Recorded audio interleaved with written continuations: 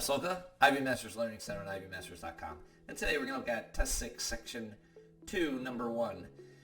So we've got no change and then your options. You got to read it to see what's going on, but I'm going to guide you through this one. I'm going to read up to where it says 227.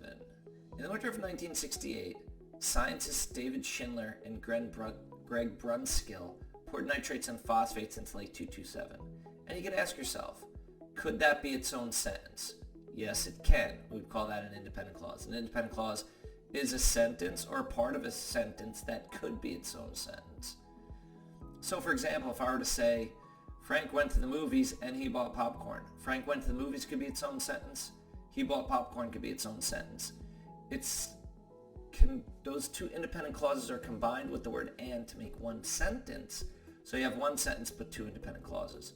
So anyway, if we read up to and including 227, that could be its own sentence. And I'm going to pick up from there. This is one of the 58 freshwater bodies that compose Canada's remotely located experimental lakes area. That could be its own sentence as well. So if you chose answer choice A, that is wrong. What I want you to do is circle the comma.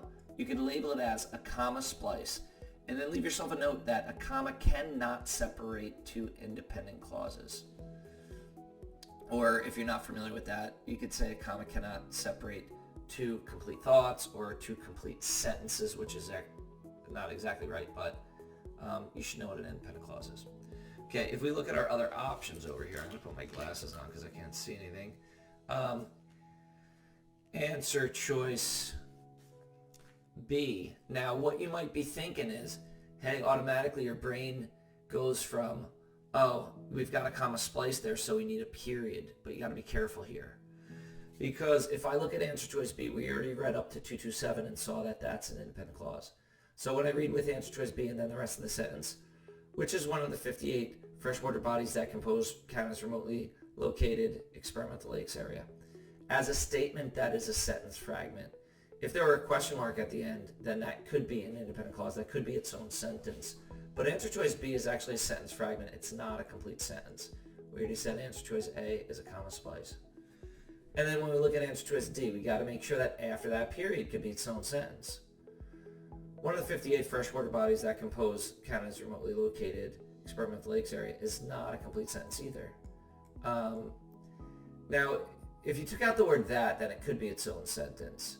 If you said one of the 58 freshwater bodies compose Canada's remotely located experimental lakes area, then one would be the subject, compose would be the verb, but as it is, it's just saying a thing and it is a sentence fragment. Your correct answer here is going to be D. And I'm going to read through with answer choice D in place, the entire sentence.